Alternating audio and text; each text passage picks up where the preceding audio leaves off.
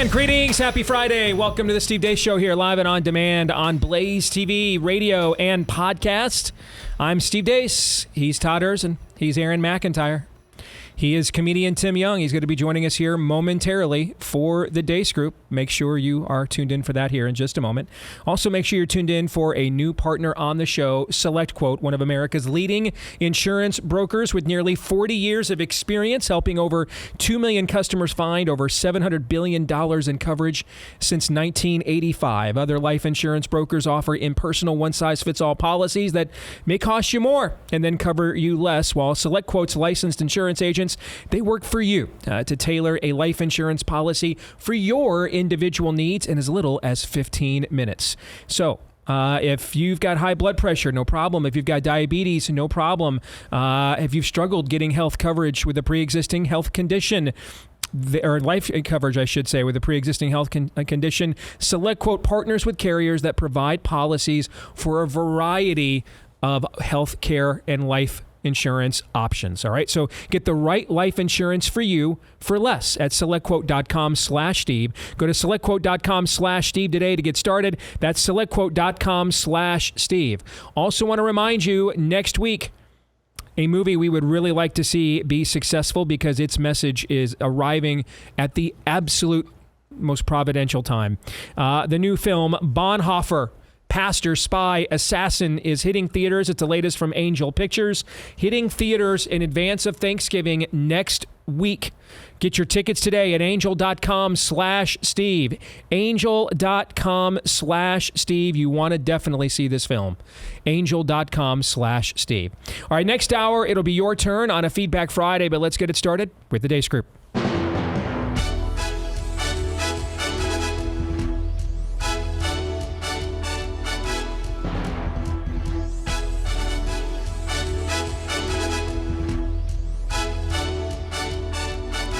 Your weekly look at the week that was begins, as it always does, with issue 1. Bleep, Lord Nefarious says.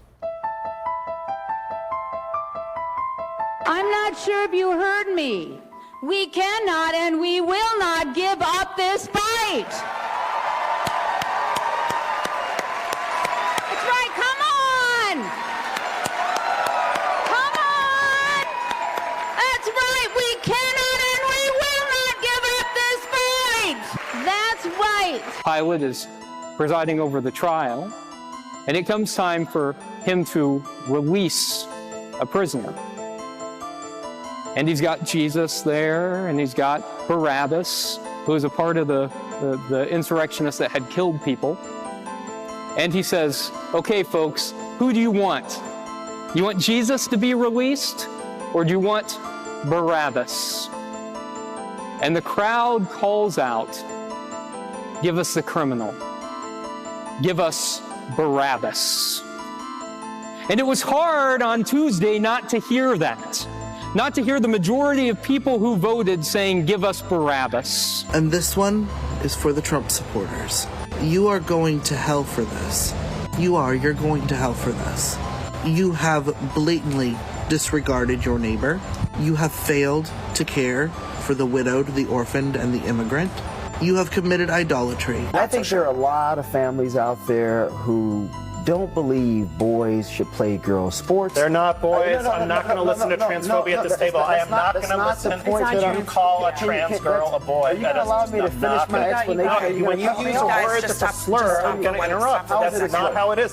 They're not boys. They're not boys. They're not playing girls' softball. There are tons of people that don't pay attention to, and I'm not defending it, don't pay attention to politics at all. But while we live in the most prosperous country in the world, people are saying life's not fair. I'm not doing well. My son's still living in the basement. I can't seem to get a job. I don't like the status quo. I'm voting for something else, and he was the person. I love you to life. I love you. But I do not believe that. There's this sense, right, that whiteness, right, is under threat. The demographic shifts. The country isn't all of these racially ambiguous children on Cheerios commercials. So if you are going into a situation where you have family members, where you have close friends who you know have voted in ways that are against you, like what you said, against your livelihood, and And it's completely fine to not be around those people and to tell them why. To say, I have a problem with the way that you voted because it went against my very livelihood, and I'm not going to be around you this holiday. Assess that Russia favored Donald Trump in this election, that Russia interfered in a fairly dramatic and visible fashion with these fake videos. What consequence are they going to pay, if any? What is it Dave Rubin calls MSNBC? The televised insane asylum. Is that what he calls it? I think so. Something like that? Yes. All right, let's get to it. Tim Young, as the guest, you get to go first with the first question. What was the most wretched hive of scum and villainy that you were just subjected to, sir? I think it was the preacher who passively called Kamala Jesus at the beginning. I mean, that one actually got me. By the way, I'm going to say something very positive here, Steve. Time for a new headshot at the beginning of your show. You are very svelte now. And that is a chonky at the beginning of the show picture of you. You need a new picture of you. I appreciate that. Keeps me humble, man. Keeps me hungry. Gives me the eye of the tiger. I appreciate it, though. Thank you. Also, I think everybody here is probably just too lazy to swap that out, Aaron. Amen? Say what now? Exactly. We're just too lazy to do it. Yeah, that's the other issue, too. All right. So the passive connotation that Kamala is Christ was Tim Young's. Anything more on that, Tim, before I move on, or you're going to let that stand? No, that is where I am on that one. That one took me by surprise. Actually, I laughed out loud when I was watching that clip for the first time just now. Everything else is just the same leftists like losing their minds over and over again about Trump winning the election. Correct. Todd? There's a clip I loved. It was no doubt on CNN or MSNBC, but when the Redskins were going But you repeat yourself. Yes. Yes. When the Redskins were going through the process of should we or shouldn't we change our name, and there was actually a Native American elder debating a white male academia egghead, and the Native American elder is like, no, we like that it's called the Redskins. Our high schools name their teams the Redskins. It's all cool.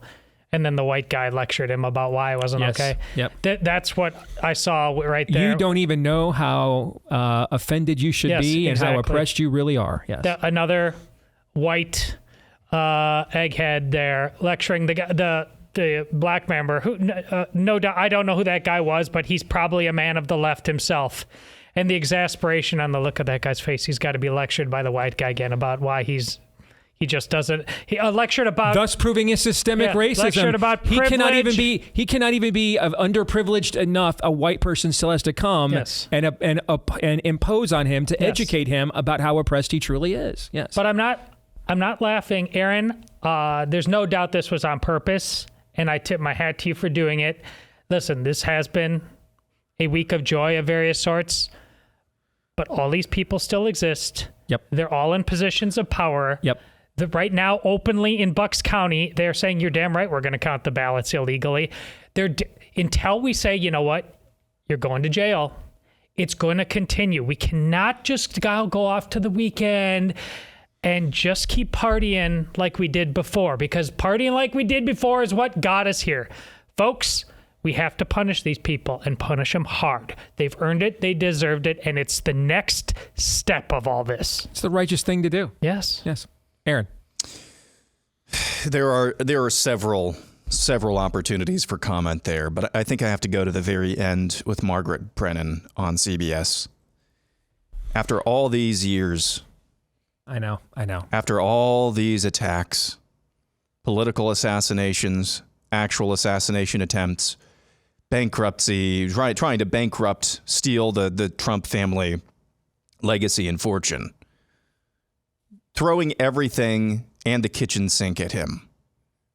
At the end of all these days, all we've got left, Margaret Brennan, is Russia, Russia, Russia. I mean, come up with some new content.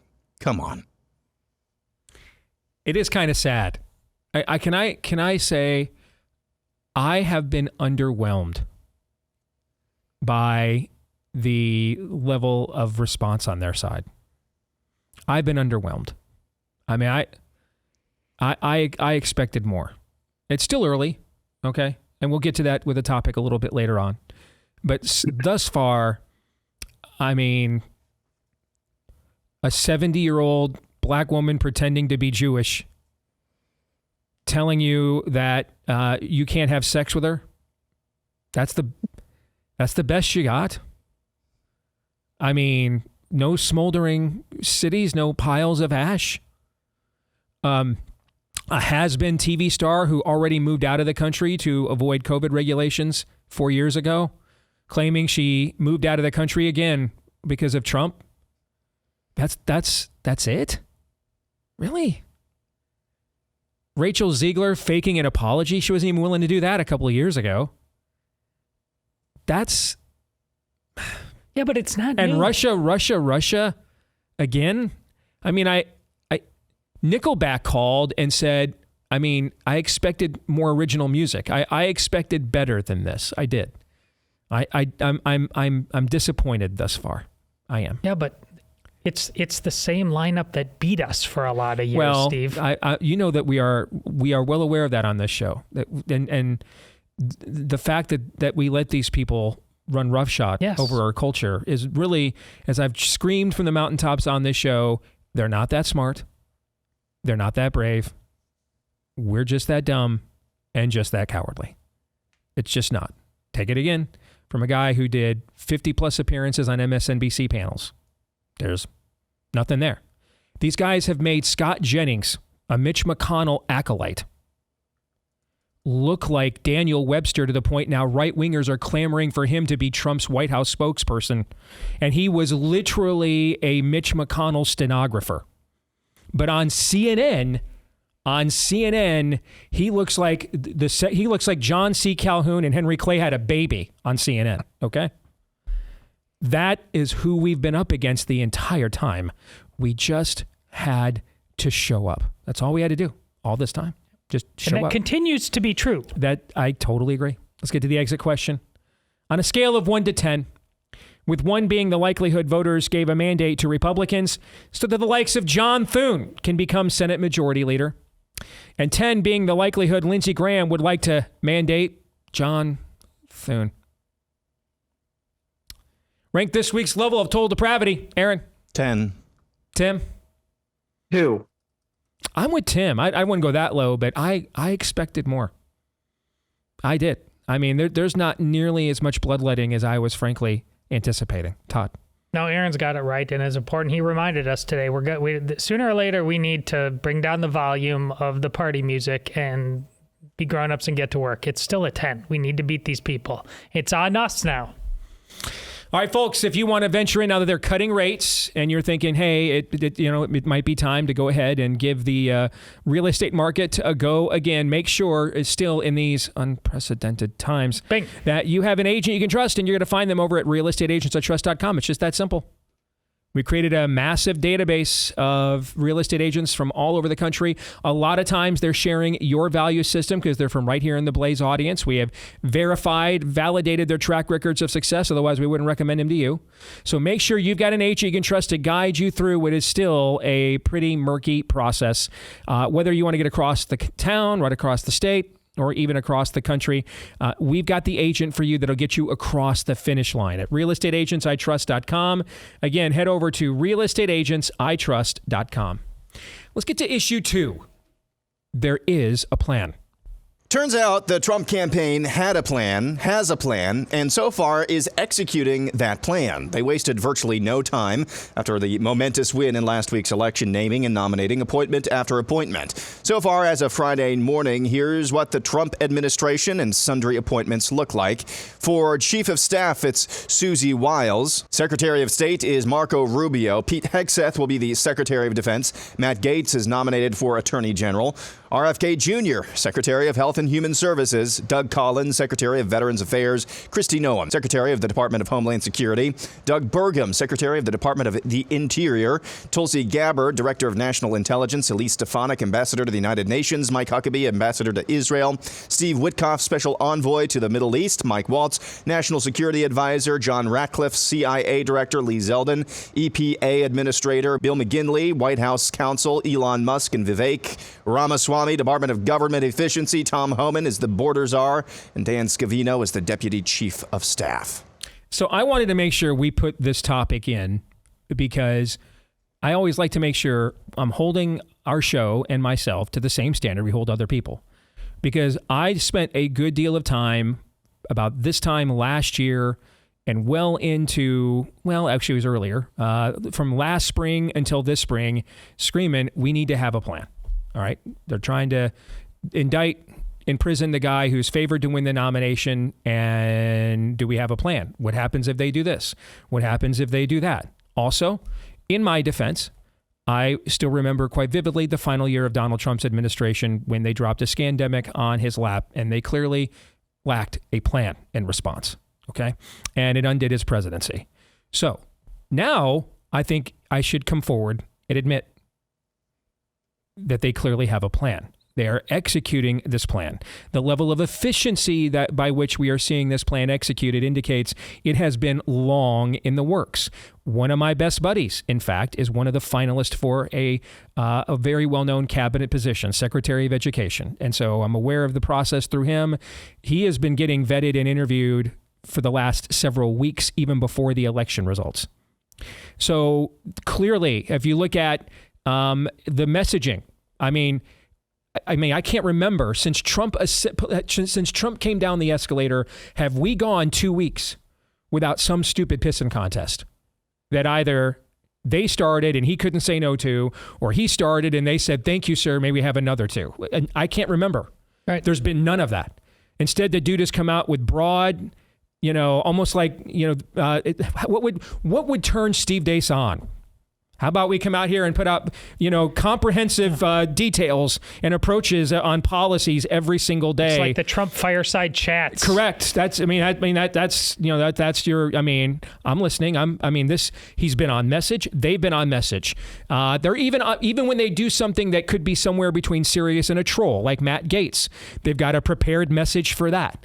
He has clearly learned some lessons from what happened before, and who can be trusted and how to operate and what to do. True or false? It appears that Trump is serious about learning from his first term and governing accordingly. Todd. It's absolutely true. I said earlier on Twitter, I think it's an obvious truth, and Democrats should just come to terms with this if they want to have a future going forward. That's sane anyways. Donald Trump, even if he overcome everything and won that election 4 years ago, and we would have more or less have had 8 years of what he was for the first 3 years, it would have been a decent presidency, but oftentimes frustrating, but nothing you're chiseling statues out of a mountain for. He did not go in. He did not go in to revolutionize government at all. He just wanted to win the thing, and then let's do some groovy things, and I'll be friends with everybody. After you get shot at and try to get thrown in jail multiple times, it apparently changes a man, and rightly so. And now he says he's full on Bill Murray and Groundhog Day. I'm not doing things their way anymore, and God bless him for that. Tim? This is a plan. This is a campaign. Susie Wiles scares me how organized and great she was with that campaign. When you saw the McDonald's stop in, when you saw the garbage truck stunt that he pulled, these weren't just stunts to troll. These were very, very well thought through. And that's what gave me the hope that this was going to be incredible. I thought it was an incredibly run campaign. And right now, you see a pick like Matt Gaetz, and look, John Fetterman's the only one breaking the fourth wall saying these are God tier trolling. This is brilliant. I think he's going to get them all through. I'm happy now when the left screams very loudly, when you see John Bolton screaming his head off about Matt Gaetz. I'm like, then you know what? Matt Gaetz. Because obviously they know what they're going to do with these guys. They have a plan moving forward. They are a cohesive unit. And boy, Democrats should have let him win in 2020, so he went away, because you've got a supercharged conservative base. You've got a great bench ready to go, and you've got a great cabinet so far. I mean, Aaron, I even like putting Elise Stefanik where she is, because she's a legit dreadful member of Congress, horrible. And given how red her district is, I have to believe we can upgrade there. We have to be able to go from a D- to a D+ at the very least. All right. So what are your thoughts so far? Do they have a plan? Never been more happy to be wrong. I just, coming out of the GOP primary that wasn't, I was basically nonplussed by the entire process. I just didn't think Trump campaign, Trump himself, the American people, what have you, were just serious. But man, after the Democrat National Convention, that was the moment. And of course, that was after the assassination attempt in Butler. But really, that's the marker where I saw they've got a plan. That's when he started doing all of these long-form podcast appearances that targeted young men and men in general. That's when some of the best messaging, at least over the airwaves, went out. One more note on that in just a moment. It's Donald Trump. There's always going to be brief little squirrels, yes. Yeah. Talking about Arnold Palmer's junk. The crowd sizes, rally sizes during the debate. But overall, the messaging from that campaign was incredible and very disciplined. It really was. Overall, it was very disciplined. I've seen some exit polling data of undecided voters in the last, I think, 2 weeks of the campaign breaking for Donald Trump. And the number one reason, you want to know what the number one reason is? Kamala Harris wants to give so-called transgender inmates taxpayer-funded surgeries. I'm just telling you, whoever came up with the Kamala Harris is for they, them, Donald Trump is for you line in that is a national freaking hero at this moment. It's one of the best closing lines of a campaign ad of recent memory. That ad I mean, was the everywhere. last 2 weeks of the football season before the election, that ad played in every football game that I watched, college and pro. That ad ran. Let's talk about the possibility being speculated that, and this is right in the Constitution, that Trump will convene. He'll adjourn Congress he'll put them in recess and then do that in order to put his full cabinet in place as recess appointments so that they are there day one to begin carrying out his agenda. And then you re-adjourn Congress, or you reconvene Congress at that point. And you still have a confirmation process. I mean, they can still get Matt Gaetz's day in court and show us the evidence that they haven't indicted him on for the last 3 years. They've apparently got, okay. They can still do all of that, but that these people will already be in place running these departments via recess appointments to put further pressure on the swamp to affirm Trump's cabinet and government. What do you think of that as a plan that's currently being bandied about out there within Trump circles? Well, Senate still has to approve recess appointments, right? But if they have to approve, well, yes, that's the question. If he can make a recess appointment, you're in recess. It's an emergency. Okay. It's an extraordinary situation. Do it. Yeah. I don't like it, and it has something to do with what Tim said about Susie Wiles and her plan. This is buttoned up. It's not random. I don't think if she did not have a plan for Matt Gaetz, I don't think it's Trump just going, ah! I think she has a plan for all this. And let's face it, the smart play for Congress, and I don't think that the Democrats in the Senate would be for them to all line up, and we talked about this, I think, off air yesterday, would be to line up and just say, okay, you bet, we're signing off on all of this. It'd become from a different motivation than the Republicans side of things, the conservatives who had a hard time with Trump, just to say, I think we all need to just acknowledge that this thing is real and we need to let it play out. It would be a good thing for them to lose their mind in the Senate hearing, the Democrats, after learning no lessons and everybody to see that. And so I think we're missing an opportunity. And Susie Wiles seems to be the person who I trust to see this through with these candidates. And I don't think we need to bypass this process. Tim. No, I'm with Todd on this one.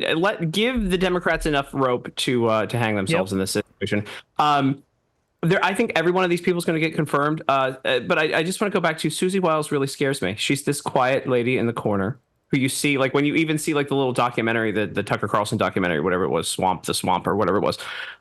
Every time that there's all this activity going on, she's like the brain in the corner. I just never want to be on her bad side. I know this character. I'm so happy that she is the first chief of staff, female chief of staff in American history. First of all, I love the idea that this is being bandied about, if for no other reason. It's a leverage play against the Republicans in the Senate. I'll just come off the top rope and embarrass you. if you don't fulfill the mandate that the voters gave the party through me, not through you, through me. This time, previously, you guys all outperformed me. This time, I carried all of your sorry carcasses across the finish line, and that part is true. And so this is a great leverage play shot across the bow. You already got that concession out of Thune in advance of the Senate leadership vote, coming out saying that he would at least sign on to that, at least as a talking point. I think I'm at a point personally where I'm in favor of all forms of disruption that are within our overall framework. I don't want to violate our framework in order to do something, but I'm fine pushing the boundaries of our framework just to send messages to these people. And that's one of the reasons why I was on election night. I was clamoring for Trump to go out there and declare victory, not wait for the media to do it. Just bypass them. Yep, I've got the votes. I won. Screw you. You know, and but at the very least, I love this concept as a leverage play for sure. All right, over under, the current over under betting totals, and I just want an over under, no explanation because we're short on time. The current betting markets on Matt Gaetz getting confirmed are 30% in the betting markets. Are you over or under, Aaron? Over. Todd. Over. Tim?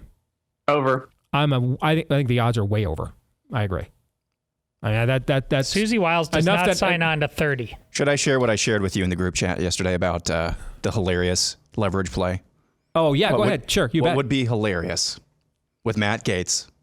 What would be absolutely hilarious is if Ron DeSantis came out today and said, if the Senate does not confirm Matt Gaetz, I'm appointing him to Rubio's That's right. Senate seat. So you can sit next to y'all. So you can either get 4 years of Matt Gaetz as Attorney General or a lifetime of Matt Gaetz sitting beside you in the Senate. Yes. That's a leverage play. Love it. That would be a leverage play for sure. All right, let's get to the exit question.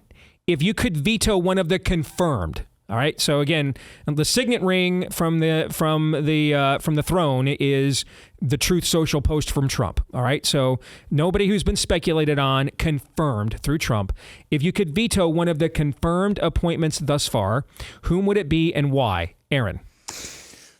Probably Kristi Noem, Department of Homeland Security, but even that I don't have a huge problem with. I think Tom Homan is really the Department of Homeland Security. He's the real chair there. And so you would veto her then why? Because of her Chamber of Commerce tie? She's going to be soft on the illegals? Yeah. I mean, if you're going to do workplace raids and you've got somebody with the Chamber of Commerce signet on her, that might complicate things, but I really think that she's more of a figurehead. Okay. Todd? I totally agree with that. That's your pick too? It would be no. All right. What about you, Tim? I can't have a serious answer to this. So anybody who's more attractive than me, this is like a central casting. Everyone is beautiful in this cabinet. This is the first time in American history that the cabinet is a beautiful cabinet on top of everything else. I can imagine Trump picking them a big, beautiful cabinet. So anybody who's more attractive than me, I would veto. I will tell you, I don't know who I would veto looking at the confirmed. I mean, there's several people amongst those speculated upon I would like to veto right now, okay? But among the confirmed people, because again, even people that I don't like Elise Stefanik, I like that they got her out of Congress. Probably going to get an upgrade for her seat. You know what? Here, I'll give you one. I won't cop out. I'll give you Lee Zeldin. If only because the two men that are the reason why Republicans even had the slim majorities in Congress they had the last couple of years are when Ron DeSantis vetoed his own party's redistricting map and brought him in for a special session and made him do it all over again. And Lee Zeldin, overperforming in the New York governor's race.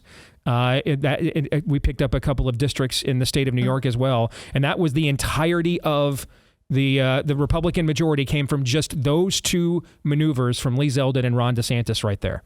And I'm not sure that how much we'll be able to upgrade from him. I am confident we can upgrade from Elise Stefanik. I don't know how much we can upgrade from Lee Zeldin for that seat. More important than any specific answer, and it's a credit to you that you asked this, not that I had any doubts you would, but we don't need to agree with Donald Trump on everything. We should continue to hold him accountable, and this question does so.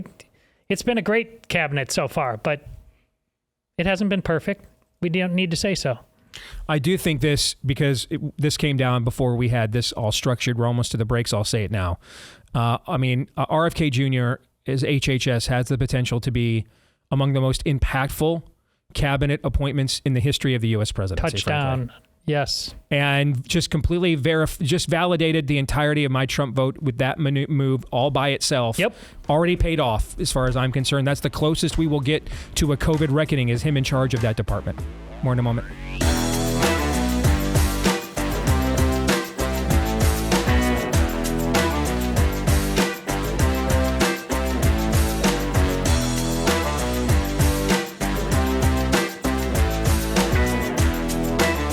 Folks, our friends over at Hillsdale for 180 years now. It's been their mission to develop the minds and improve the hearts of its students. And today, in just 30 seconds, you can learn what that means by watching a short video at daceforhillsdale.com. Again, that's daceforhillsdale.com. Their focus since 1844 has been learning character and faith and providing just the kind of education America needs to preserve American liberty. And so, again, if you want to learn more about that mission, and see if it's something either you'd like to be a part of, support, or maybe like to send your child there as a student. Go to daceforhillsdale.com, F-O-R, the preposition, not the number, daceforhillsdale.com. Take some time to learn more about what makes Hillsdale College so unique at daceforhillsdale.com. All right, let's welcome back in our good friend Tim Young. He's our guest panelist this week on the Deace Group as we continue on with our weekly look at the week that was. Now, we talked about the fact there's actually a plan, a visible plan for the first time in the Trump era, and it's being executed masterfully so far. How about issue 3? What is their plan? Other than meeting with and posing for a glowing photograph with literally Hitler by the Biden family, histrionics on cable TV, and the sort of general malaise that only the insane possess and the genius lament, it's been pretty quiet over in Democrat land. At least Kamala's started looking for a new job. Can I please speak to Parminder Singh? Hello, my friend. How are you? Look, listen, I'm gonna cut to the chase. I need your management position over at the Dunkin' Donuts. Am I calling 7-Eleven? I'd like to speak to the manager, please. Hi, is this Mr... Oh, you're also Parminder Singh. What are you guys, Italian cousins? Oh, you are cousins. No thing, I'm overly qualified. Yes. And when they come in and they get their lottery tickets, take it and go. Take it and go. What did I just watch? For the record, she's looking for a new job. AI should be illegal. It's all that wasn't kinds. AI. That was a woman doing an impersonation of Kamala. Was it? What was that? I'm asking. I don't know anymore. What was it? I think it's probably the best Kamala impersonator. Okay. I need to gather. All right. Let's go to the first question, and Tim, I'll come back to you. Why has it been relatively all quiet on the Democratic front? Where's the civil unrest? Where's the acting out? I mean, there's some of it, but it's been pretty tepid. What's going on here, do you think? They don't have their people anymore. So their quote unquote shock troops are those kids that were pro-Palestine that they lost in the election. The ones that were like taking over the campuses and wrecking streets for pro-Hamas stuff. You know, we're in the was it the Kef? I forget the name of it. Is the head wrap thing that they were. The burqa you're talking about? Burqa, yeah, the Hamas burqa, the Hamas specific burqa. Yeah. They're all gone. They lost them in the election. That's the problem. I think there would be riots. I think people would be going crazy. But these people actually, the Democrat messaging was so bad that they lost them somewhere in the middle. That's a fascinating hypothesis. Aaron, what do you think? I want to posit something that I think will be tempting to dismiss out of hand. And I'm not even totally sure about this hypothesis either. But I think we need to discuss it nonetheless. Yes, the Democrat Party is a demonic construct. It is. We've talked about that at length. At the very least, it is just a wretched hive of all of the worst instincts, all of the worst impulses of human nature, affirmatively. So that is true. Over there, though, they're still human beings, are they not? Yes, they may have impulses that are absolutely terrible, They may have idolatries that are absolutely lead them to do and say and act in ways that are totally abhorrent to a regular functioning society, but they're still human beings. What I'm saying is, just for right now, it's going to kick into gear probably sooner than later, but just for now, a guy that they tried multiple hoaxes with, impeachments against, they tried multiple political assassinations because it was Tuesday. They tried to wreck him financially. They tried to wreck him through lawfare, although those last two things go hand in hand. They tried to wreck him physically with an assassination attempt. They called him literally Hitler every single day of the week and twice on Sundays. They have done everything against this guy. They're spent. And he still won the popular vote. Guys, I'm just telling you, as human beings, they're demoralized for right now. For right now. Now, that doesn't mean that that's the final battle won, but I'm just saying, how can you not be demoralized over that? No offense, Tim, I like Aaron's hypothesis better because I'd prefer that one to be true. Okay, Todd, what do you think? Go ahead, Tim. Go ahead. I think they'll be back. I mean, this is just a slight. Aaron's right, but I think they'll be back. I think they've lost this generation of shock troops, though. Okay, Todd, what do you think? Yeah, you're both right. It's been a week and a half, right? I mean, it hasn't been. He's not president yet. But in 2016, by this point in time, we were watching Trump supporters getting beaten on the streets. I mean, we were already showing those videos by this time in 2016. But you're right. Go ahead. But they are demoralized, and there is now, but there's muscle memory also built in about, okay, both on the right and the left, very disorienting, lashed out, like you just said. The Republicans didn't know what to do, but people ultimately figured out that Trump playbook, and they learned how to play him accordingly. I mean, there's a reason we all stopped reading the Scott Atlas book, because we could not look at the innards of that Trump White House any longer. Now, Trump 2.0, they're going to wait. None of us know. There's not a single one of us know what to expect once Tom Homan actually goes to work. And the stories coming out of that, and it doesn't need to be comprehensive. He can be tactical. He can pick his spots. But once we start sending people back across the border, none of us know how that's going to go and how the resolve of all the voters who wanted a Trump 2.0 groovy future, but I have no idea how the sausage is actually going to get made. What do you think about this? I just saw this come across. This is from a reporter at Punchbowl News. Notably, in the Hakeem Jeffries presser this morning, he did not mention his frequent use of, quote, extreme MAGA Republicans once. I think you guys, I think Todd is correct that you can basically take what you and Tim said and posit them together into one hypothesis. And you know, the problem they have if they act, and let me say this: the fact that they're not acting out indicates how coordinated and planned the previous acting out was.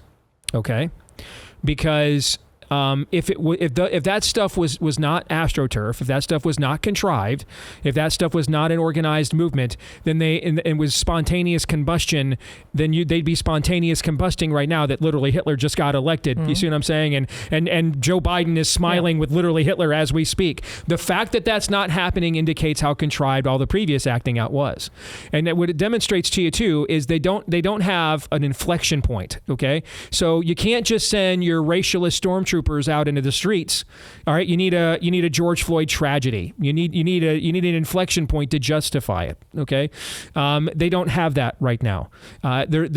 Trump has been on message, like what we just talked about. His campaign has been just efficiently laying out a government.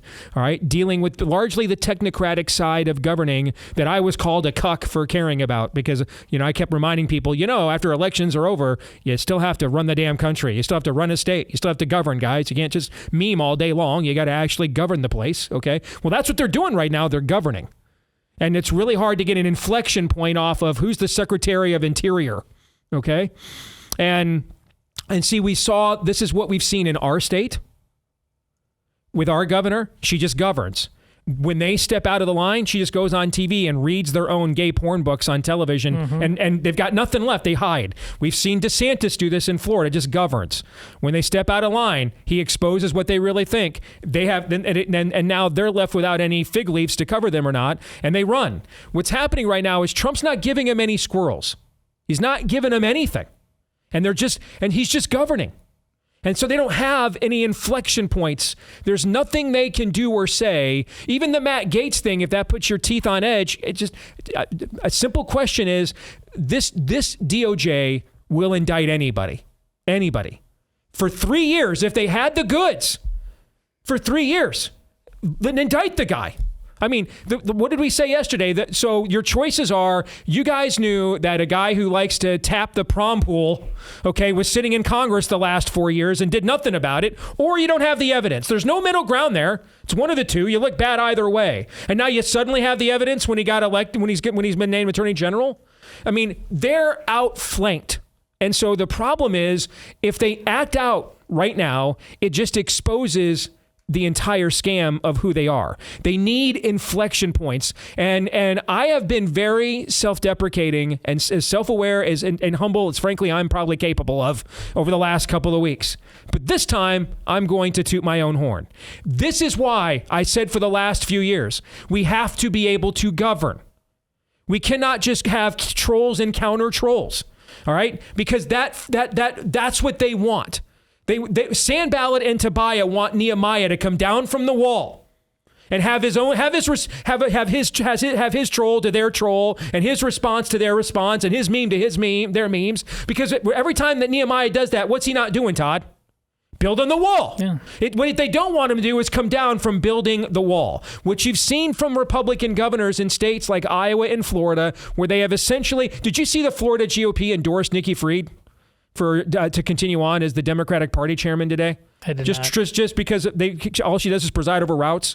When you just govern and then people get a chance to see, well, these people aren't literally Hitler. They're not racists. Okay. Life is better. Life is better. It blows their entire narrative up. And they've got nothing. There's nothing left there. What you can't do is play into their inflection points. What you can't do, Tim Scott, is say, well, you're right, the cops are racist. You can't do that crap. You cannot feed their fury. If you don't feed it, then it's left isolated, and there's still enough normie America to say, that poop's crazy, I don't want any part of it. And that's what's happening to them right now. They have no inflection points. None. They're locked out.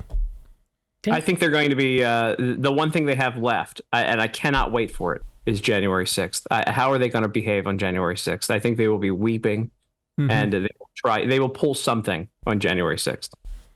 All right, let's get to the exit question. Will there be another attempt on Trump's life before the inauguration, Aaron? No. Todd? Yeah. Tim? I think they happen regularly. We just don't hear about it. I think Tim's probably correct about that. But I want Aaron to be right. Let's get to our kicker topic, issue 4. Pick whom you would prefer to be sent to John Thune, whom you prefer to him to be Senate Majority Leader and why. If you could pick anybody that's eligible to be Senate Majority Leader, whom would you have picked and why? Todd?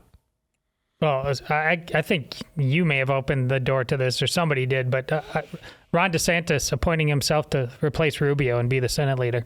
Yeah, I think there's zero chance that Ron will do that, so it didn't come from me. But yeah, I don't think. Talking about the possibility, somehow it came into our conversation off air.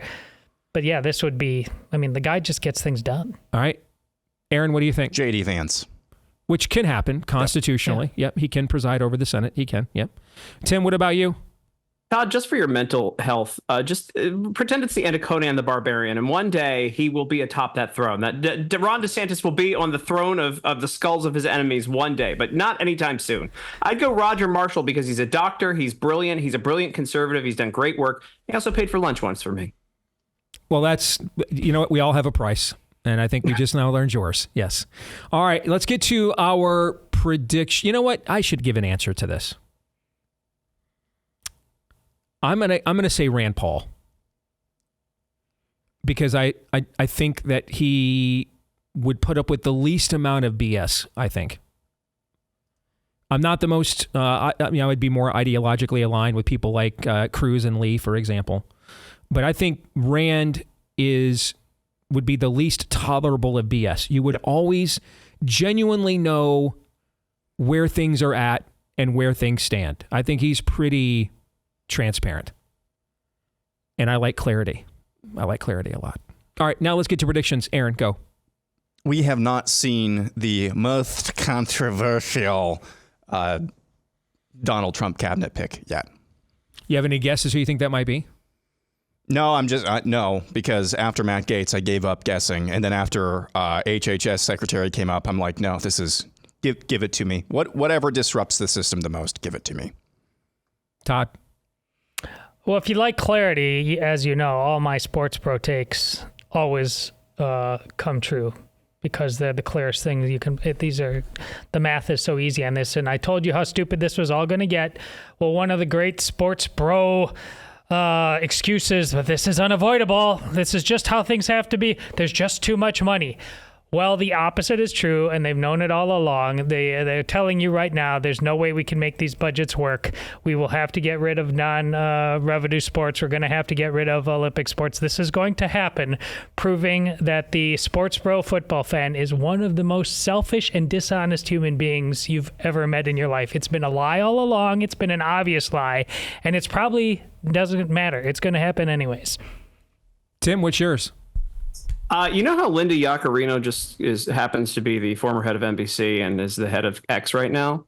MSNBC is going to be up for sale pretty soon, I think, as the media continues to crumble. Mm-hmm. And I think we're going to see X take over, or at least the Elon Musk groups, the Boring Company, take over MSNBC.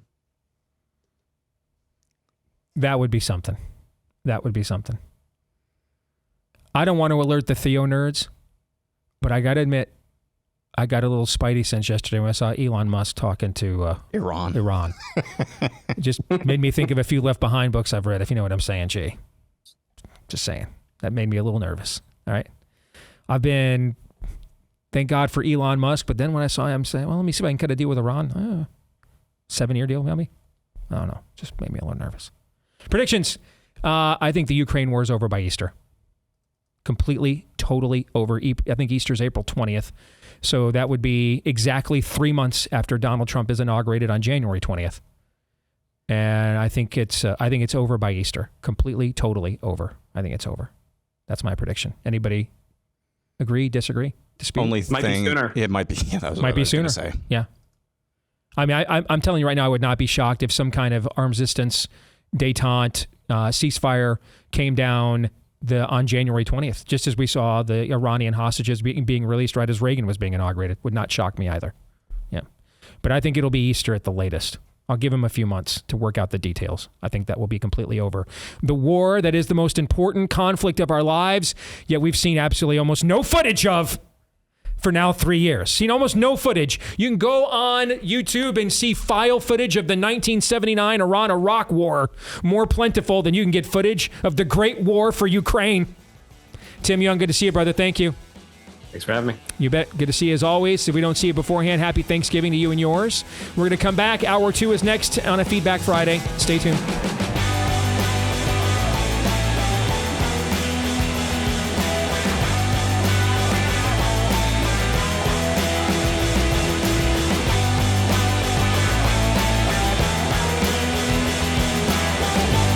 All right, back here with Hour 2, live and on demand on Blaze TV, radio, and podcast with Aaron McIntyre and Todd Erzen. I'm Steve Deace.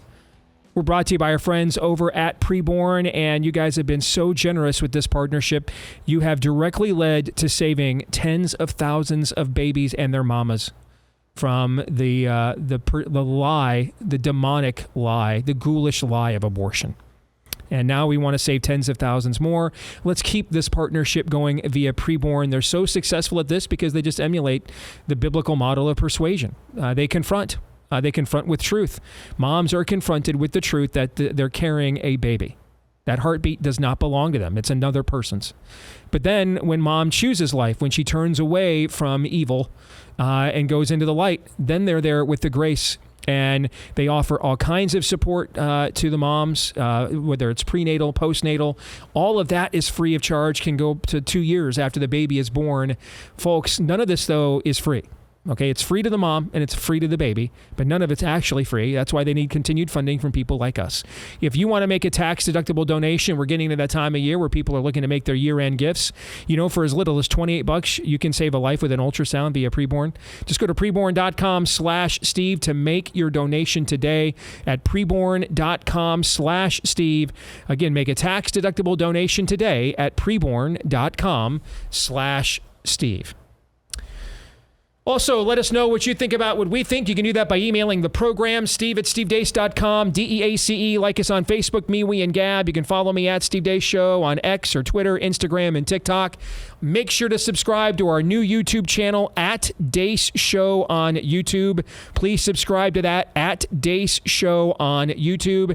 And then, if you are a podcast devotee, thank you. You're probably the biggest part of our audience. So please leave us a 5-star review if you like the show. Hit us up with also a subscribe or a follow if you're on iTunes. And that way we will be assured, and so will you, that you get every one of our episodes in your podcast feed every single time.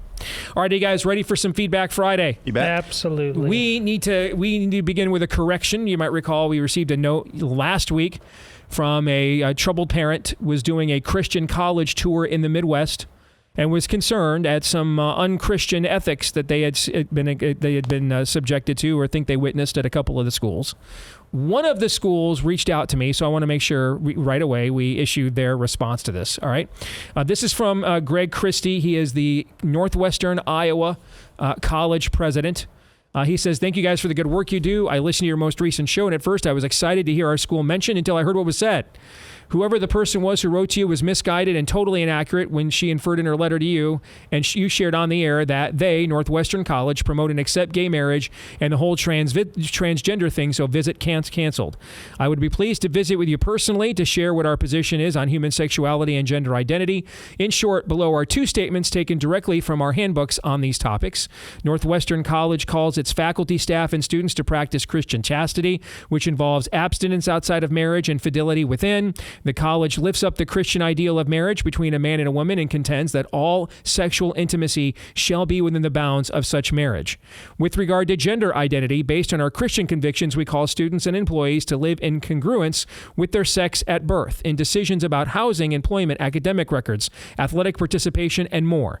Northwestern College will prioritize sex over gender identity as a more meaningful marker of one's personhood. In all situations, we will do our best to care for the individual and the community as a whole," end quote. Thank you for the opportunity to correct the misinformation from your listener. I would be pleased to visit further with you personally and also greatly appreciate Northwestern College's position being corrected on the air. Thank you, Greg. Duly noted and done, and I wanted to make sure we did that here right off the top. That is from Greg Christie, Northwestern College of Iowa's university president.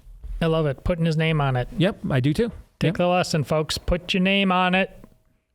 Let's go to Danny next, who says, when the election results were announced as a mandate, Lindsey Graham got very excited until someone told him it meant the country wanted more conservative policies. That's some low-hanging fruit right there. It is, but nevertheless, it had to be plucked. We'll go with that. Todd, your thoughts? If we're really going to be doing grand sweeping regime change, it'd be fine if it included a retirement of low-hanging Lindsey Graham fruit. That'd be fine with me. I know. I tried. Many hearts would be broken. I tried. And you know that I tried. Yeah. I tried, but the women of America, and who am I to deny all these women? The women of America, they demanded more. I tried to resist. I tried to resist their siren song. I did. I gave it my best shot. But in the end, I'm the spirit was willing, but the flesh is weak. I need to do a James Earl Jones AI voice, the one constant through all the years, Steve. Lindsey Graham jokes. Yes. That'd be a great shtick. I like that. Yeah, I like that a lot. All right, Sam writes, I'm reminded of what a wise man once said. This is not the end. This is not even the beginning of the end. This is the end of the beginning. Now is our chance now. While we have so much in our favor, we must fight for our families, our churches, our communities, our cities, our states. Men, be the godly brothers, husbands, and fathers you are called to be. Pastors, preach and teach the whole counsel of God, and let it within you first before you take the time to teach others also. Citizens, hold your officials accountable for how they attack life, liberty, and property, or commend them when they defend these things. We've been shown a tremendous mercy with this election. Stand fast in faith. All right. Like men, be strong. Thanks to you three and everyone at the Blaze who's been standing for truth. May the Father of lights richly bless each one of you. I know that this is music to your ear, so I'll let you respond. That's why, by the way, let me just say this. This is why I reject the Morning in America vibe. I don't think it's Morning in America. I think that's from a time past in an era that doesn't exist, when we had an intact social compact and the American value system was held in common by a majority of Americans. I don't believe it's that. I think it's the Gettysburg of a cold civil war, if we take advantage of it. The turning point. They went all in and did not get the win. They went all in. Went full Pickett's charge. They went all in and did not get the win. All right? So this can be... And remember, that's when the great Gettysburg Address, it was shortly thereafter that Lincoln also issued the Emancipation Proclamation, feeling like for the first time the North had the advantage in the battle, right? Okay. That's what this can be if we do what Sam writes here. It can be Gettysburg. But it's not Morning in America again. It's not that. Many of you, I've still got a neighbor with a trans flag next door to me. It's not Morning in America again. It's not. All those impulses and beliefs that, as you pointed out, Todd, last hour, they're all still there, and they're all still deeply embedded in positions of power in every school district, in every government building, in every urban setting in America. Okay? So it's not Morning in America again. If we take advantage of it, it's Gettysburg. If we don't take advantage of it, then it was just the last gasp of American exceptionalism. Your thoughts, Todd? Yeah, there's video going around right now to Bucks County, Pennsylvania, and they're saying, no, we're going to count the illegal ballots in violation of the law. There were no school board members maybe there were special elections or something like that. These weren't school board elections. Those people are all sitting there and they're planning on counting on you not showing up, just like you never showed up in the past to do anything. That has to change, folks. Absolutely has to. And this is when I talk about Anons, and somebody says, you see, you're just Nikki Haley, you want to I don't want to make it illegal. Do whatever you want to. But as a character issue, the fact that you feel like you have to hide or else means you are still giving them a lot of power over your life. Take it back. There's no way the founding generation, the men of this country, would have stood for that. Anonymous? Are you kidding me? And you guys think you're the last bastions of the founding principles. No, you're not. Not as long as you think you have to hide like this. You aren't. You must go into these places and tear all of them down. The high places still stand. All right? And have we learned any lessons? Remember, it is different this time. It feels different this time than it did in 2016. But we had both houses of Congress and the presidency then too. And this has been one hell of a ride these last couple of years, hasn't it? So folks, you must do the work. You must be citizens. And most of you on the right have not been willing to. So I liken what we just witnessed in this country. I've told the story of Charmin the dog before. I'm not going to rehash that entire story, but just one part of it that I've not told before. Charmin was a dog that I had growing up. Just a beautiful border collie, Australian shepherd mixed. Good dog. But he at one point gorged himself on the carcass of a deer, and it nearly killed him. He had so gorged himself and the gas was so bad, he couldn't even move. And I thought for sure we had not gotten him medicine in time. And I went up to check on him one last time up in the attic of the garage. There's stairs up there. And he just couldn't move. He looked like he was on death's door. And I said goodbye to him, thinking that the next morning he would be dead for sure. Well, the next morning, his tail was wagging. He was feeling better.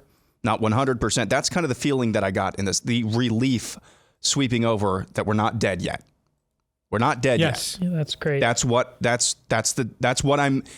I'm so optimistic right now. Now, if you know the rest of the story of Charmin the dog, which I'm not going to tell right now, it's somewhere on my X feed. Charmin went a little crazy, and eventually he left the farm, never to come back. So the story's not over yet, but there is sweet relief that we're not dead yet. Yes. Here's the thing.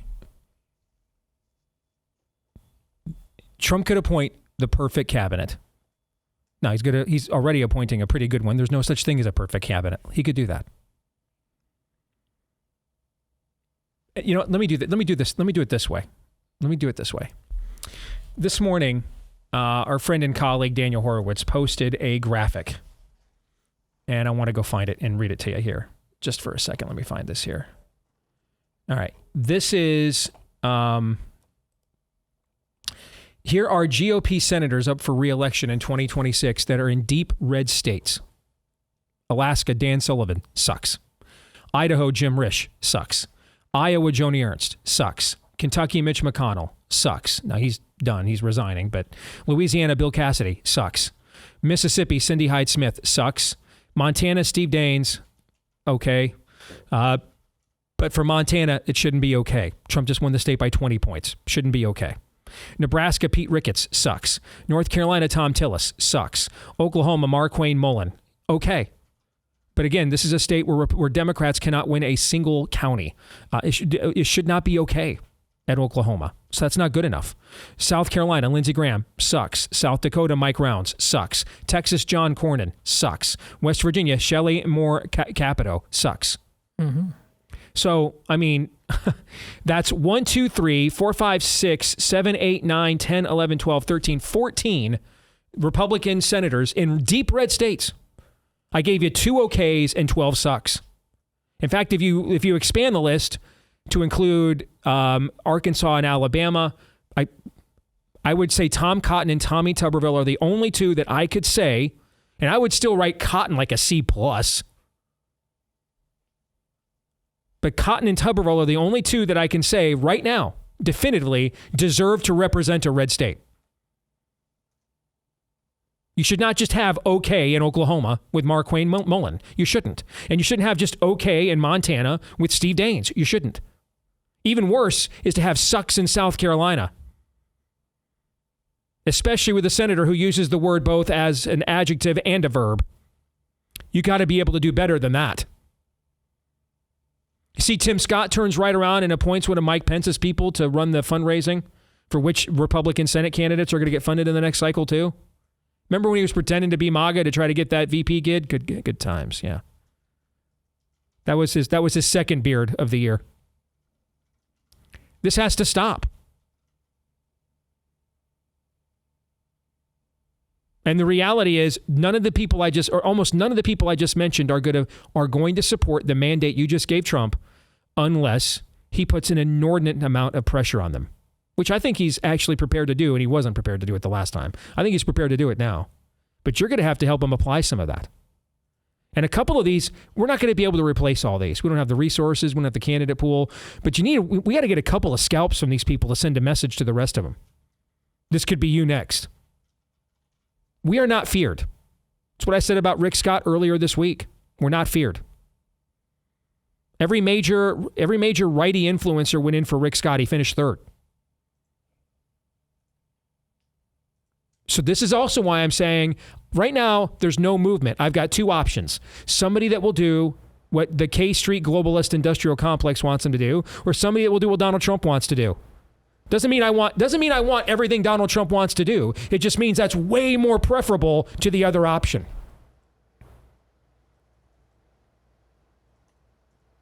Why are these the options? Because of us. The people are the problem. We have to stop this. Now, I don't have a systemic plan of what to do. I'm one of the people that helped turn Iowa red.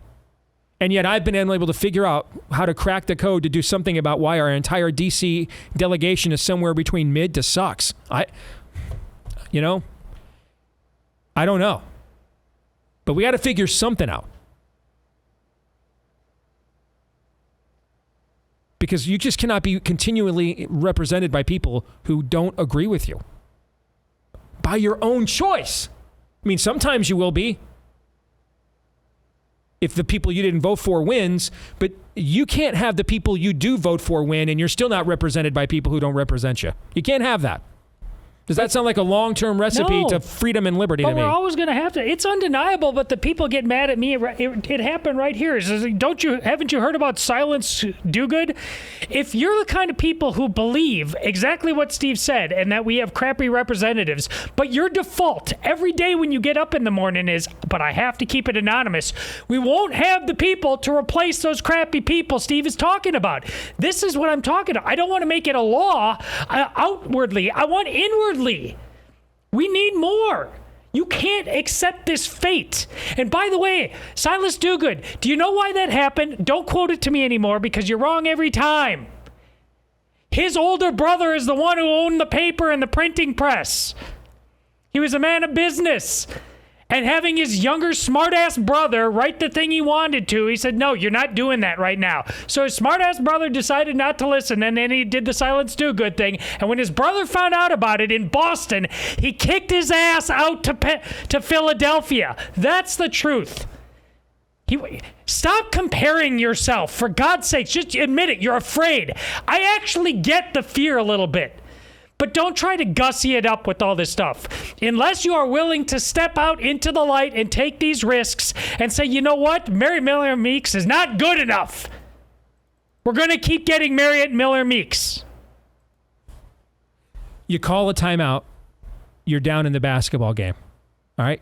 You call a timeout and you stop their momentum, right? And in the huddle on the sidelines, the coach says, okay, and now we're going to go right back out there on the court and do everything precisely the same way we did it when we were behind. Would that be considered a good coach? No. That's what we're talking about here. We cannot do this. Trump is not, you know what? Yeah, I'm going to say it. Because again, what did Tim Young say during the break last hour? I cannot believe how positive this show is.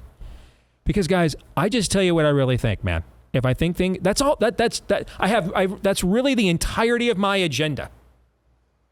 Is I want the freedom to say what I think, and that I think it's my job to put it in a compelling enough package that enough people will listen to it that others will then want to purchase ads so we can monetize it. That's it.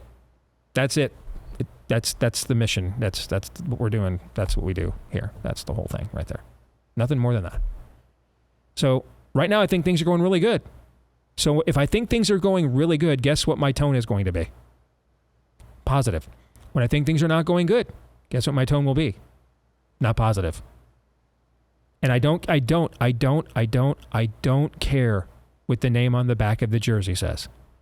I only care about the name on the front of the jersey, America. America, that's all I care. If it's good for America, I think it's good. No matter who else it's good for, who else interests it's good for, what sect, what ambition, what faction, I don't care. I don't. And then if I think it's bad for America, likewise, I don't care that it fits someone else's agenda or narrative. I don't care. I think that's bad for the country. So, with that as a disclaimer, I'll say this. We need to follow Donald Trump's lead. This is not Donald Trump just running it back from his previous term. It's not. He's made some halftime adjustments.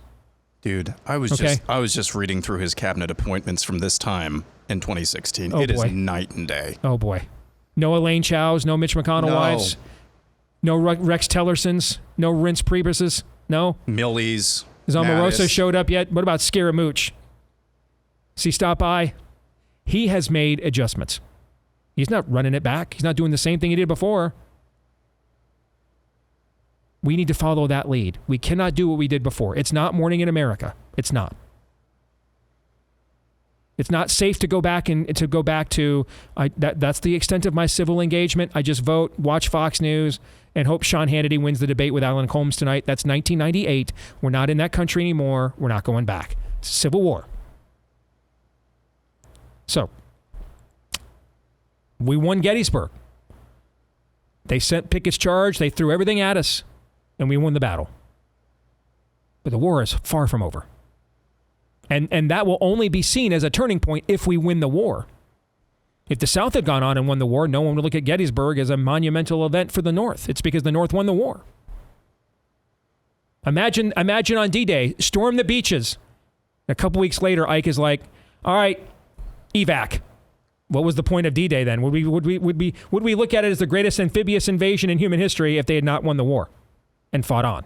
Did the war end on June 7th, 1944? It'd be pretty Pyrrhic because it would have been a tremendous cost that ultimately led nowhere. Correct. So here's the thing. You're getting hated no matter what you do. Notice the people that want to do that to you, they don't care about hiding. They're fine to do it right out in your face.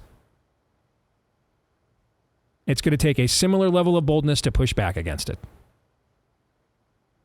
And if this doesn't motivate you to do it, what the hell is it going to take? And you got the wind at your back. Let's go. I can't be any more. I know there's been a consistent block of you. Be more positive towards Trump. Be less criticizing. I can't be more positive than this. Follow Trump's lead. This is a completely different Donald Trump 2.0 than we saw the last time. The level of discipline, the depth of issue and policy messaging, the caliber of appointment and people around him, it's not even close. It's not even close. We should follow that lead. We cannot do what we did before. We didn't save America. But Steve, I can't go to the school board meeting and tell them that boys are boys and girls are girls because I might lose my job. Not going to cut it anymore. I can't do your voice like that. That's me. Yep. It's a voice I appreciate. It's your best voice. So forgive me for sullying it. But no, guys. No. I mean, guys. Men. Dudes. Yeah, I'm really specifically more than anything talking to the men. The Moms for Liberty have done their work. There's nothing more I can ask of the women at this point. You're up. Yeah. There's nothing more to ask of the women at this point. It really, it's time for the men now. And I mean, Trump took an assassin's bullet to the face and has responded with, how you like Matt Gaetz as Attorney General? How you like them apples? Hey, you guys tried to take security clearance from Tulsi Gabbard and put her on a no-fly list. I'm going to put her in charge of the very department that did that to her. How you like me now? That's Elon Musk saying, I know most PACs shut down after the election. We're going to keep ours going. And we'll just come after Republicans in primaries who stand in the way of Trump's mandate. That's what it's going to take. And part of the problem is, guys, if you it's not going to take, get 10 guys to your school board meeting. And if you don't know those 10 guys, here's the questions you need to start asking yourself. Am I living in the right community if I can't find 10 guys, just 10, who will go down there and stand a post on this kind of nonsense? Or am I living way too isolated a life where I just don't know people? I don't know what's going on. Those are also good points. I just like my hobbies and that's it. That's a problem too. I mean, we haven't talked about that this much this year, but I think we should re-engage the conversation of strategic living. You got a business, family situation or something you can't move away from, totally get it, okay? But when you look at the margins in these Rust Belt states, you look at we're going to add more seats and therefore electoral college votes to Texas and Florida as well. I think we need to ask ourselves, I don't know, like if I'm within 100 miles of the Illinois-Indiana border or the Illinois-Iowa border on the other end, I can't just, drive an extra 45 minutes to an hour to grandma's house for Christmas so my vote will count. I can't do that. I think we need to look at stuff like that. I mean, the reason we moved so much when I was a kid is we moved where construction jobs were good. We strategically moved where the economy was good. Later this month, we're going to have a holiday. What's it called? Thanksgiving. And what do we commemorate at that date? The people who literally founded America by strategically moving. That's why they were here. They moved here strategically. That's the entire impetus of the holiday. That's how the country got started. These are all things we have to look at and be thinking about. And because if we don't, even if Trump's presidency is Pax Americana, it will put barely a long-term dent into what has happened to our country.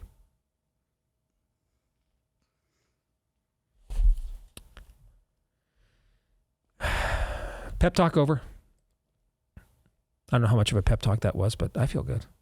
There was some tough love, and I liked it. Well, I know tough love's kind of your jam. It is.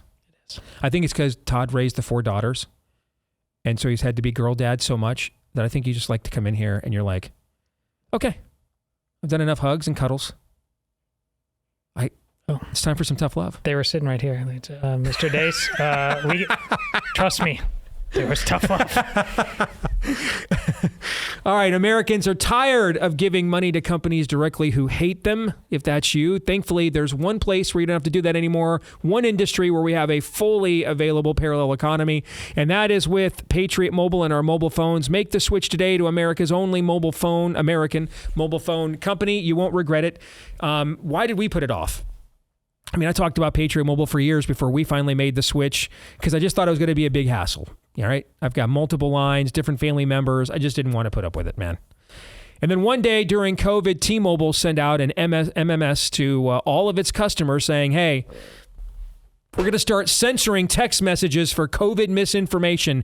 And that's when I said to the family, all right, we're biting the bullet. We're calling Patriot Mobile today. We did. We made the switch that day. And guess what? They made the switch for us in like an hour. And then I kind of thought, well, are we just kind of getting the VIP treatment because we promote their business? And I've heard from so many of you as well. They made it as seamless as absolutely possible for you all as well. So make the switch today.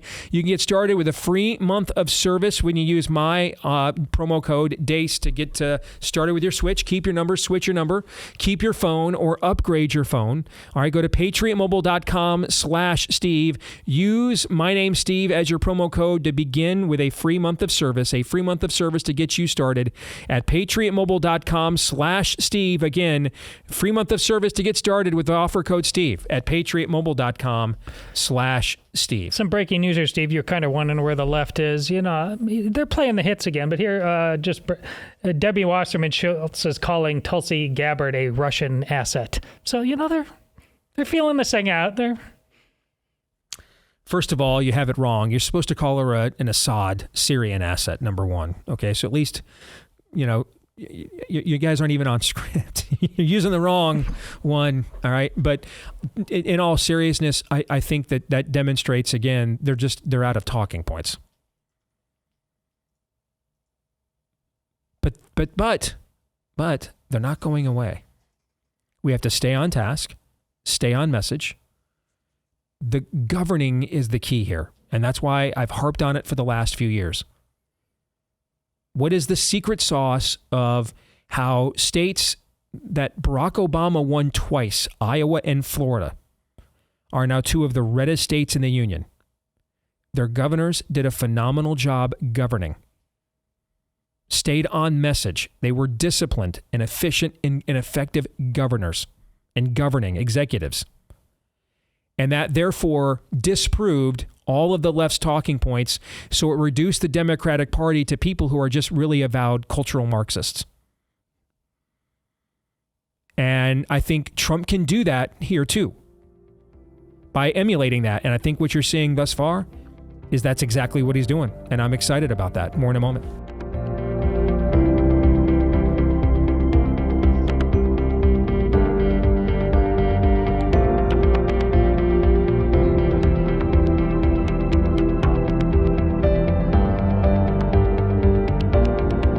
Could never happen here, has happened here more than a few times.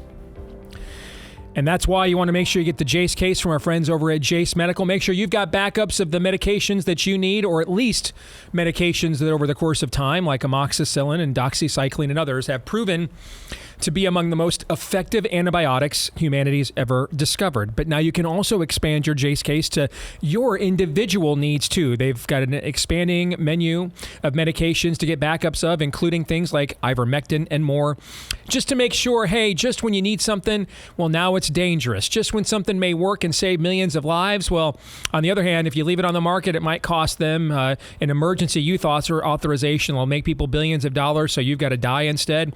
Bypass all of that and get the peace of mind you need right now with the Jace case from Jace Medical. All right, go to jace.com is where you want to go. JASE for jace.com. Use the code DACE at checkout for your order, and you'll get a discount when you do. All right, promo code is DACE at checkout for a discount on your order at jace.com, J-A-S-E, jace.com. Promo code DACE on your at checkout for the discount on your order. All right, you guys ready for some more Feedback Friday? Yes. You bet. I'm going to withhold this gentleman's name and just say we're going to call him Senior Chief. All right? He writes, I'm in the U.S. Navy. He didn't ask me to. I'm making the decision to withhold his name. Okay? It's because I don't want Todd to yell at him. I'm going to do that for him. Okay? I'm in the U.S. Navy. I recently completed my physical fitness test. It's comprised of push-ups, planks, and a 1.5 mile run. Before doing this test, we are required to fill out what is essentially a health questionnaire. One of the questions that is brand new asked if you've recently received the COVID vaccine or booster and if you've had any complications from it. If you mark yes, it would lead you to getting cleared to do the test after seeing a doctor. When I received the shot in 21, I had to go to the emergency room the very next day. I nearly passed out driving there. My chest was so tight and heart was beating so irregular that I felt like I could not breathe. When I talked to the doctor, he asked some questions and I told him I just had a second COVID shot. He replied, good. My father-in-law is a doctor and sent my labs and chest, and so I sent my labs and chest x-rays to him. He said I most likely had pericarditis. He told me to keep my heart rate low and take it easy on working out. I've been an avid weightlifter, diver, jiu-jitsu practicer, and love hiking. After the shot, I gained weight. I lost my breath. I couldn't run like I used to. It took more than a year to get all that back. I listened to you before COVID. Thank you for fighting for the truth in this matter. Also, I'm a submarine guy. We did actually wear masks while underwater, though we did take them off after 2 weeks. That's from Senior Chief. And number one, what was done to all of you, brother, and you know this, was wrong and deserves justice and being avenged. I had given up hope that we were going to see that kind of justice in this life. But yesterday's appointment of RFK Jr. is the closest we can probably get to that kind of reckoning. And it's our best opportunity for the justice that so many people like you are deserving of. So I hope when you heard news of that appointment yesterday, you were as excited and elated as I was. I got a tip early yesterday morning from someone pretty well connected in Trump world. Something's coming later today and you're going to like it. It turned out to be that. Now, I didn't have time to follow up, was just too busy with other things yesterday. But yeah, I like it a lot. Because it's, I think, the closest we're going to get to any kind of a COVID reckoning, any kind of it. So that's one heck of an act of atonement from Donald Trump. And since he likes saying the words "I'm sorry" about as much as I like green bean casserole on my table at Thanksgiving, just monstrous goulash. I will take this act of atonement, Todd and Aaron, from President-elect Trump, this appointment of RFK Jr., because here's the thing. He could have given him some kind of advisory role and kept his promise too. So he didn't have to go through a confirmation. So it was an advisory role. And clearly he's going to have influence with the president, but he's not necessarily in a position where on a daily basis he's formulating personnel and policy, right? Trump could have done that. He could have done that. He did not. And even that would have been worthwhile. He did not do that. He went to the mattresses here by appointing him the head of the agency. So I'm going to receive that act of clear atonement from Donald Trump as the apology I was likely never going to get that I asked for 2 years. The self-awareness I was likely never going to get that I asked for 2 years. I am going to consider now, provided I'm assuming You're not just going to appoint someone of that magnitude and then not see that appointment through. Doesn't mean he'll have the votes, but see it through to the end. Okay, assuming that happens, then from as far as I am concerned, everybody else can make up their own minds. But from my perspective, and I might be the only person in the world that has written 2 certified bestsellers exposing the scamdemic. I don't know of anybody else that has done that. So from my perspective, from my perspective, Trump has apologized, and if he sees the nomination through to the end, I will consider the debt that I think he owes me paid, and we're good. We're square. You guys have any thoughts on what I just said? Well, as I've told you before, being the OG of the anti-vax conservative media politics crowd, I think people are a little surprised that I provide as much grace as I do for the learning curve on this, but the magical thinking you've got to get past when it comes to modern Western medicine generally and vaccination specifically, we may as well be talking about Thor and that world, wherever he was from. I can't remember, Steve. People have turned this into idolatrous magic, and and a guy like Trump, like I said, who didn't come in to be some grand revolutionary, he just didn't. And then he defaulted. You saw it, just like most of you did, and most people on the right. And we're already seeing it. I warned you instantly. You're going to see a lot of people on the right, and people are on the right. Guy we just had on the show, we like him. Harsanya, he thinks RFK Jr. is a quack. He's saying it out loud. I mean, you're going to hear that a lot. People are addicted to Western medicine. Yeah, so the learning curve, the trust the experts learning curve, look, it took a lot for Donald Trump, just like it takes a lot for you. A lot of you are mad because you actually believed the same thing too. And then something really bad happened. And I'm sorry that happened, but the other thing happened too. And you got to own that. Steve is absolutely right. Not only is this the most you're going to get for an apology, but a lot of people will apologize with the words, but the actions never change. Correct. This is a gigantic action, folks. Correct. Trust me. That's why I use the word atonement. This is an atonement. Yes. All right, because you can make an argument, well, is an apology just something convenient that you're patronizing me? This is an act of atonement, putting him there. Even if Trump views it himself as an act of patronage, I'm just rewarding the guy who pledged his fealty. I'm rewarding it. It's the art of the deal to him, but in a meta sense, this is because of what RFK Jr. is likely to do with that power if it's acquired. This is an act of atonement. It's more than that. And now that Steve has entered the realm of writing those 2 books, and Daniel's like him, Daniel and Steve were not Todd Erzin on this. They were not Del Bigtree, but they've now been around guys like us. Steve, guys like us are pretty darn happy about this, aren't they? And you should be. Yes. Yes. Because we've been doing this for a long, long time. We know what's real and what isn't, and how we haven't been close to real hardly at all ever. This is a good thing. Ride that wave. Even if he doesn't survive through the confirmation hearings, he's not confirmed. This is a massive platform for RFK Jr. to bring to bear and once and for all confront the United States Senate and the rest of the country about just how wrong basically everything is about Western health and medicine. It's a massive platform for that. And everybody's going to go on the record. Everybody in that chamber, everybody watching is going to go on the record.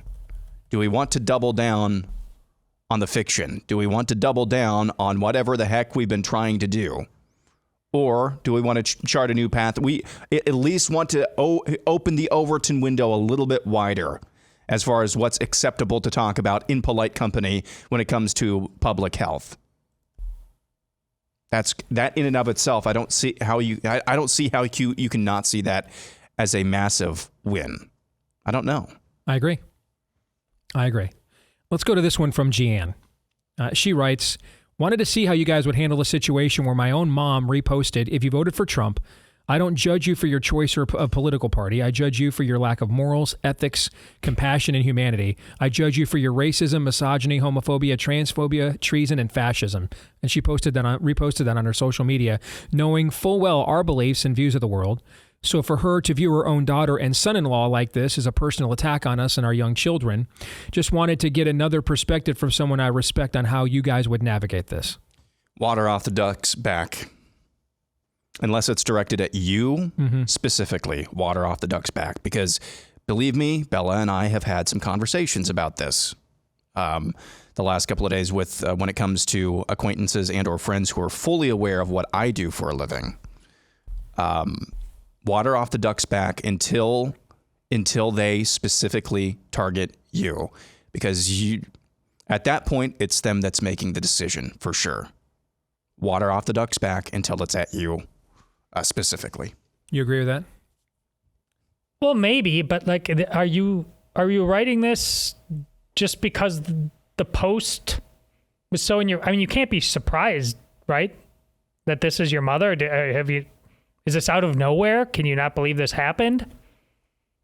So I don't know if it's just a Facebook post, but this is exactly who you knew she was and thought you were going to be. Then, well, I don't know really what the deal is. Social media is so ubiquitous. I guess I don't. Maybe you're asking permission to change. Maybe you don't like the fact that you've been engaged in whatever detente you have. Well, I think you send a note like this because clearly this is a level of provocation that was heretofore unmatched. Otherwise, there's no point to sending a letter like that. I just think Aaron's choice might be right. The opposite might be right. But you're an adult. Own it. Here's what I think. I think this is. I agree with you, Aaron. I think this is. You can kill you. She's your mom, but remember, Jesus said, "Mother against daughter, members of a man's own household will be against him." Okay, so this is where you can pour hot coals upon your enemy's head by behaving with grace and forgiveness. And shame them at the same time by refusing to play into the stereotypes they have. And that you're actually going to be the one who's open-minded. You're actually going to be the one who's tolerant, that's going to grant grace while not abandoning your convictions, but you're going to honor your father and mother like the Lord commanded you to. You're going to honor the occasions of the holidays that honor him because they're not about your grievances or even your political beliefs, unless, like I said yesterday, well, and like Aaron just said a minute ago, if you get singled out, I think you should absolutely defend your honor. And I think you're entitled to and probably required to on some level. And then number two, though, I take the high road unless they decide to take the low road of blowing the entire event up. We cannot respond to every provocation, but we can also no longer remain silent while family outings and stuff get hijacked. There needs to start being a social stigma and cost attached to advocating things that are just flat out wicked and evil. There just has to be. Yeah. There just has to be. We have to reinstall that on some level. This we is just an have important point. Maybe your mom had a moment here. Maybe venting in what I mean. Rachel Ziegler just came out and don't go see that Snow White movie, even though she apologized. But she said I was venting. Take it back. Yada, wishing yada, death yada. and fascism upon fascists. Just it was a tantrum. Yes. In heats of moments, you know your mom. Was it this, or is she? Is there a pattern of behavior that's getting worse and worse? She's just hijacking everything. Yep. If that's, and then you're like, you know what? Maybe you have to confront her. Maybe you have to. That part there is accurate. I agree. If this is a pattern of behavior, at some point there just needs to be a conversation had. I mean, there's in Romans, Paul is going to say, when it's at all possible, we haven't gotten to this scripture yet, when it's at all possible, live in peace with everyone. Now, a lot of times, because of our narrative reductionism that we then call theology, you've maybe been told, live in peace with everyone. That's actually not what the verse says. Like you've been told that Romans 13 says that to obey the king. It's not what it says. So give the king the honor he is owed. Give God the honor he is owed. In other words, render to Caesar that which is Caesar. Render to God that which is God's. Pay taxes for the roads. Obey the civil law when they're moral. And on the other hand, when Caesar wants to compel you to do things that are immoral and claim he's God, you don't give him that honor. He's not entitled to it. Same thing applies here. When it's at all possible, which would indicate, therefore, just by the structure of said edict, that it's not always possible, right? Otherwise, there would be no need to put such a disclaimer on it, correct? You would just say, just live in peace with everyone and be a complete walkover, pushover, and have no values or convictions. That's not what it says. And the guy who wrote those words, by the way, got beheaded for what happened when it was no longer possible to live in peace with everyone. When Nero decided it's no longer possible to live in peace, and Paul refused to bow down to Nero, Nero removed his head.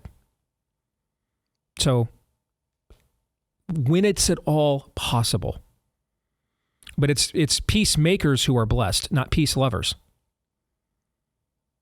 All right, so the idea that we just have nothing to say or add at all when our testimonies are besmirched, our Lord is slandered and blasphemed, not accurate. Doesn't mean, though, we have to do it every time either. It's really literally on a case-by-case relationship status basis. And so, I don't know, and we don't know all of those specific things. But when it's at all possible, live in peace with everyone. When it's not possible, then guess what? Don't. All right, that's going to do it for today's show. Reminder, we have an evergreen coming your way on Monday. We had a great conversation earlier this year with Pastor Jeff Durbin. A great evergreen conversation with him. Fascinating story of how he became a convert and then a pastor. So he's going to be our special evergreen, and we'll get into abolitionism in terms of fighting back against abortion and everything else. We'll get into all that with him on Monday. The three of us will be back live together, Lord willing, on Tuesday. So enjoy your long weekends, everybody. We'll see you then. Until then, Romans 8:28.